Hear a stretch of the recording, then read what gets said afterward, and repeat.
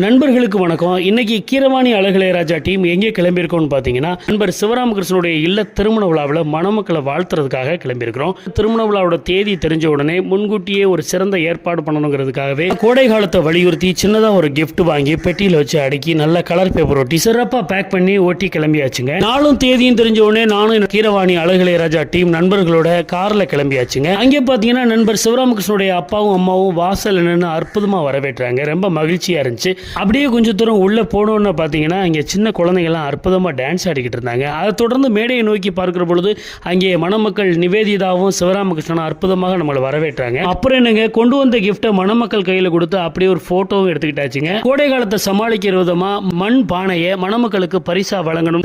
பாரம்பரியத்தை போற்றும் விதமாக இந்த மண்பாண்ட பொருளை மணமக்களுக்கு வழங்கினதுல நான் ரொம்ப மகிழ்ச்சி அடைகிறேங்க. இந்த வீடியோ உங்களுக்கு பிடிச்சிருந்துச்சுன்னா உடனே லைக் பண்ணுங்க, ஷேர் பண்ணுங்க, முடிஞ்சா கமெண்ட் பண்ணுங்க. கீரவாணி அழகிளையராஜா, பொன்னமராவதி.